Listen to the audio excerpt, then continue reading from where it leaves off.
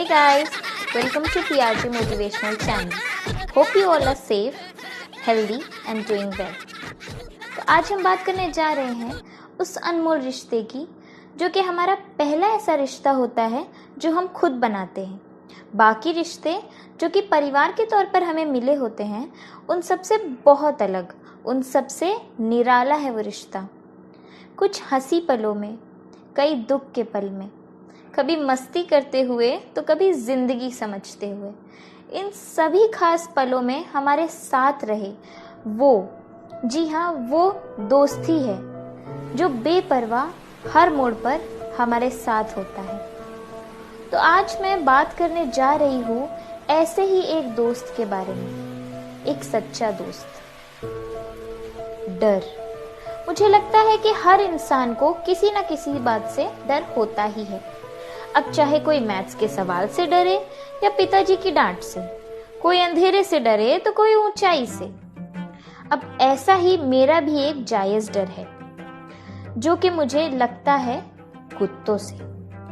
हाँ, मैं अपने डर को जायज इसलिए कहूंगी क्योंकि उसकी बहुत बड़ी वजह है। मेरा और कुत्तों का ज्यादा खास रिश्ता रहा नहीं है। जब कभी मुझे कोई भी कुत्ता नजर आए तो मैं उससे पहले ही दूरी बना लेती थी।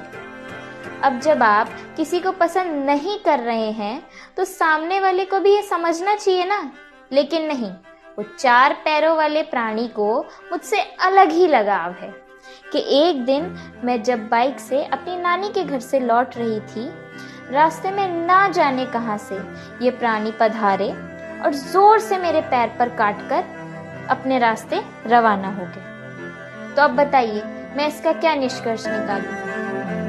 पहले तो मैंने कुछ हद तक बर्दाश्त कर लेती थी, लेकिन इस दुखद घटना के बाद मुझे तो अब इन्हें देखना भी नहीं पसंद था, और देखना तो बहुत दूर की बात है, मुझे इनके बारे में बात करना तक पसंद नहीं था। तो इस वजह से जानकर सब लोग मुझे चिढ़ाते और मेरा मजाक बनाते थे। और ये तो सबने सुना ही होगा कि जिस चीज से हम भागते हैं वो चीज झक मार के हमारे पीछे आती है। तो मैं कहाँ इनसे बचने वाली थी।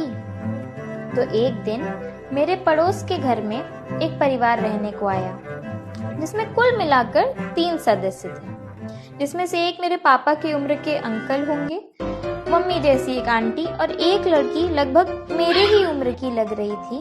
अपनी कार से उतरे, उनको उतरते हुए मैंने अपनी बैल्कनी से देखा, और साथ ही साथ कुछ मैं ऐसा भी देखा जो मैं शायद कभी नहीं देखना चाहती थी।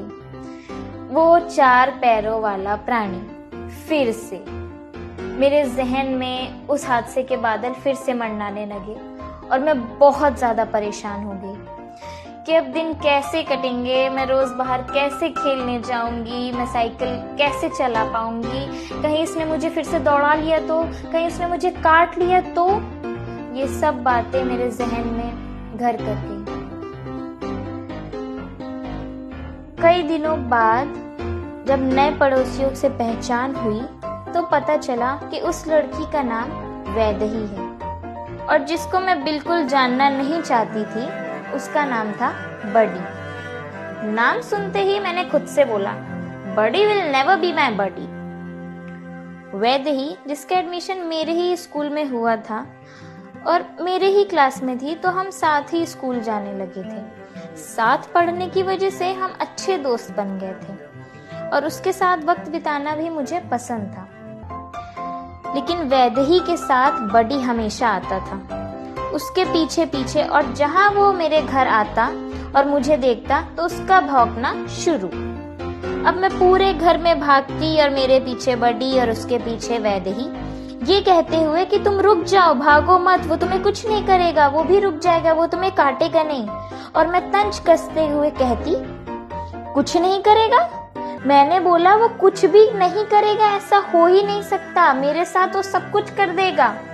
ये सुनकर वैदेही जोर जोर से हंसने लगती।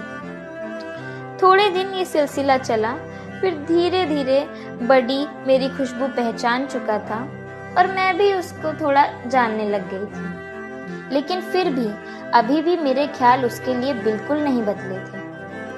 जैसे कि मैथ्स का कोई एक चैप्टर हो जो मुझे बिल्कुल पसंद नहीं, लेकिन उसके एक दो सवाल कर करके मुझे थोड़े सवाल आने लग गए, लेकिन चैप्टर आज भी पसंद ना हो। बस वैसा ही कुछ रिश्ता था हमारे बीच।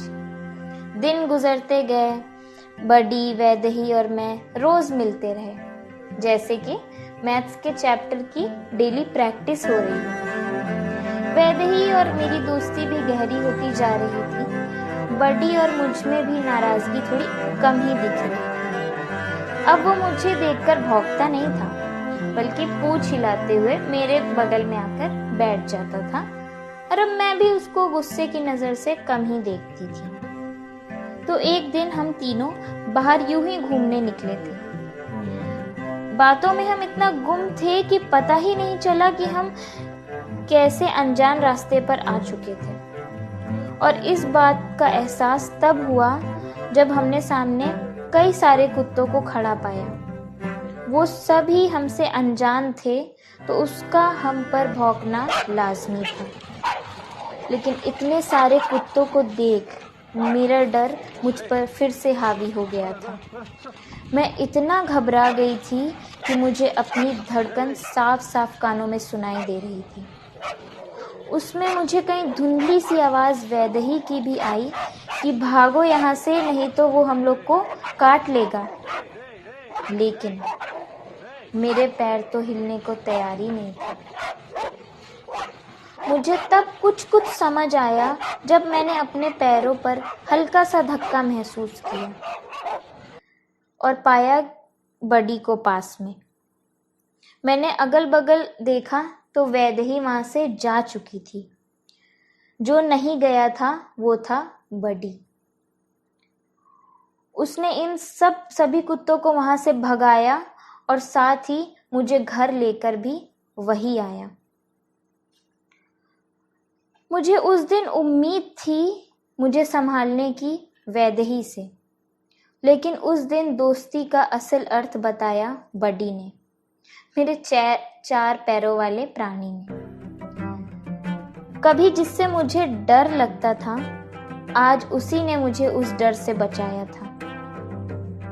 उस दिन मैंने ये सीखा कि दोस्ती अगर इंसान से की हो सकता है कि वो इंसान जरूरत पड़ने पर साथ ना दे, लेकिन अगर वही दोस्ती हमने किसी पशु या पक्षी से की हो तो वो कभी भी आपको अकेला नहीं छोड़ता। और ये बात उस दिन बडी ने साबित कर दी थी। उस दिन बडी ही बना मेरा सच्चा दोस्त, और मैंने उसे गले लगाकर बोला, buddy, you will always be my buddy. हमेशा खुशी के पल में तो कई हमारे साथ खड़े होते हैं, लेकिन जो मुसीबत में साथ दे वही है हमारा सच्चा दोस्त। अपने सच्चे दोस्त को पहचानिए और हमेशा उसका साथ दीजिए, क्योंकि दोस्ती एक बहुत ही अजीज बंधन है। हमेशा उसको संभाल कर रखिए। इसी के साथ मेरी तरफ से आप सभी को a very happy friendship day. Please share this video with your true friends. And if you like the video, press the like button and share your thoughts in the comment section. And don't miss to subscribe our channel. Thank you.